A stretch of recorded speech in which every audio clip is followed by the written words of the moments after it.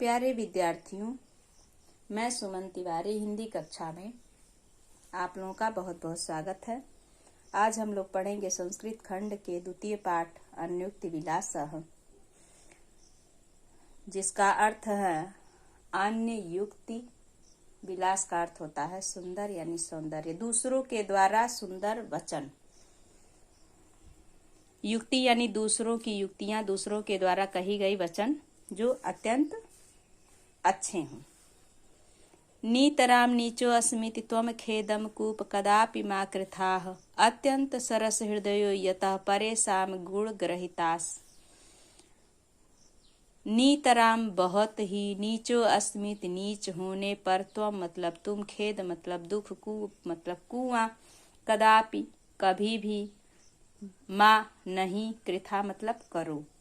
यानी हे मित्र कुआं, तुम बहुत नीच हो, बहुत ही नीच हो, यह सोच करके कदापि कभी भी दुख मत करो।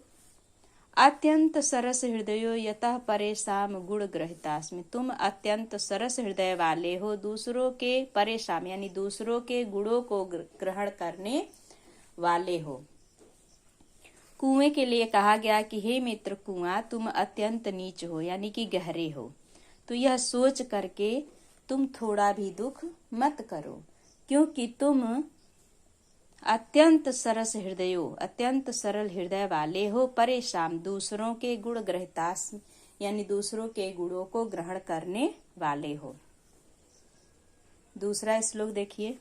नीर क्षीर विवेक हंसालस्य त्वमेव तनुषे चेत विश्वमृष्ट तधुनान्य कुलव्रतम परिपालयति कः। नीर यानी जल है, क्षीर दूध है, विवेक यानी बुद्धि में, चेतना में, हंसालस्य हंस आलस्य, त्वमेव तुम ही, तनु से करते हो, चेत मतलब यदि। हे हंस यदि तुम ही दूध और पानी को पहचानने में क्या करोगे, आलस्य करोगे, आलस्य करते हो, चेत मतलब यदि। विश्व में स्थित अधुनान्य, तो विश्व में स्थित यानी कि संसार में कौन है जो तुम्हारे कुल व्रत का परिपालयत यानी कि पालन करेगा। हे हंस, हे मित्र हंस, यदि अगर तुम ही दूध और पानी को पहचानने में आलस्य करोगे, तो विश्व में कौन ऐसा है जो तुम्हारे कुलव्रत का पालन करेगा। यानी कि विद्वान अपनी विद्वता नहीं प्रकट करेगा, पहलवान अपनी पहलवानी नहीं करेगा, हंस अपने दूध और विवेक, दूध और पानी को पहचानने में यदि अगर आलस्य करेगा, जिसका जो कार्य है यदि अगर वही अपने कार्य से विचलित रहेगा, तो उसके कार्य को कौन करेगा। यह हंस के लिए कहा गया है कि हे हंस, तुम यदि अगर दूध और पानी को पहचानने में आलस्य करोगे, तो विश्व में कौन है जो तुम्हारे कुलव्रत का पालन करेगा।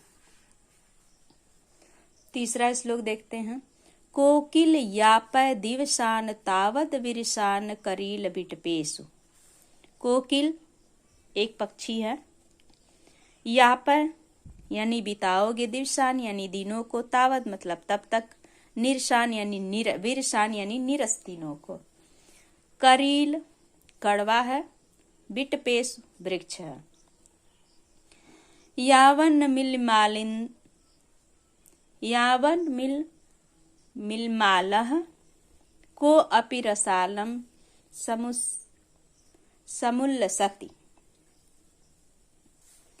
हे कोयल, यापय बिताओ, दिवसान तावद तब तक, विरसान निरस दिनों को, यानी हे कोयल अपने निरस दिनों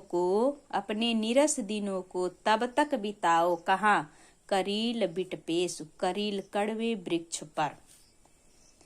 पहली लाइन देखिए। हे कोयल, तुम अपने नीरस दिनों को, विरसान यानी नीरस, दिवसान मतलब दिनों को,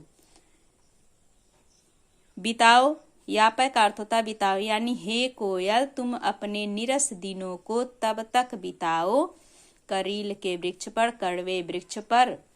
कब तक? जब तक यावन मलमालि मिलिंद मालह को अपि रसालम, को अपि यानी कोई भी, रसाल मतलब रसीला, समुल्लसत यानी सुशोभित न हो जाए। यहाँ कहा गया है कि जब तक, मालिंद का अर्थ होता है आम्र वृक्ष, यानी जब तक आम के वृक्ष पर कोई रसीला फल या बौर सुशोभित ना हो जाए तब तक हे कोयल, हे कोकिल तुम अपने नीरस दिनों को करील के वृक्ष पर तब तक बिताओ जब तक कि कोई आम्र के वृक्ष पर रसीला फल या मौर सुशोभित ना हो जाए तब तक।